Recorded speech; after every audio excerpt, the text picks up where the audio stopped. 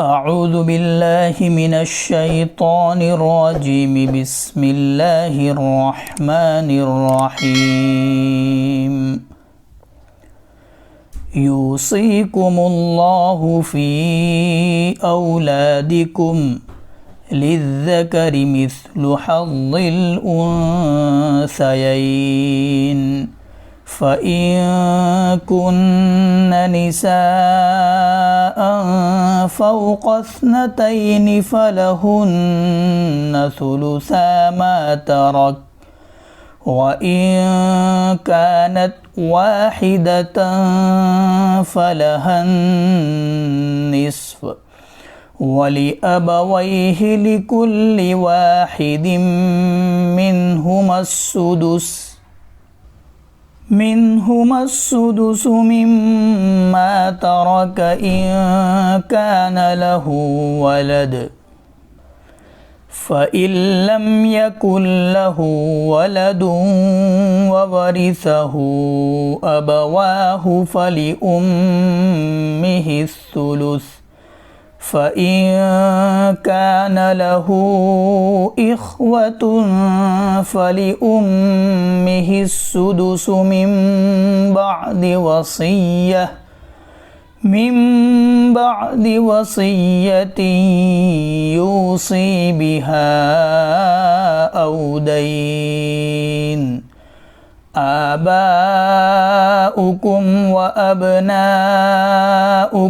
لا تدرون أيهم أقرب لكم نفعا، فريضة من الله، إن الله كان عليما حكيما.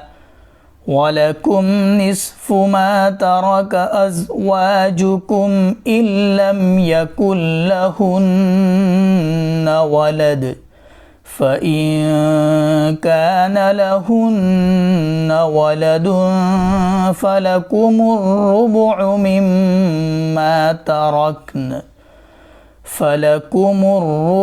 مما تركن من بعد وصية يوصين بها أو دين، ولهن الربع مما تركتم إن لم يكن لكم ولد، فإن كان لكم ولد فلهن الثمن مما تركتم من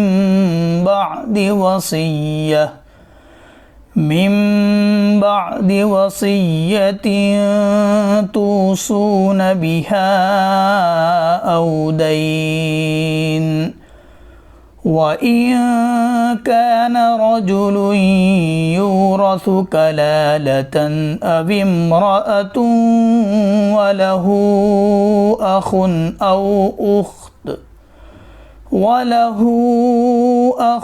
أو أخت فلكل واحد منهما السدس، فإن كانوا أكثر من ذلك فهم شركاء في الثلث من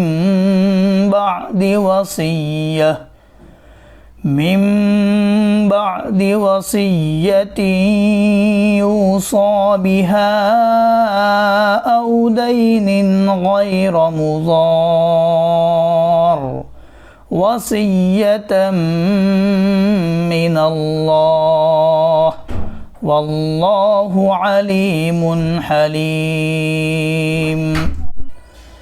تلك حدود الله، ومن يطع الله ورسوله يدخله جنات تجري من تحتها الأنهار، جنات تجري من تحتها الأنهار خالدين فيها وذلك الفوز العظيم.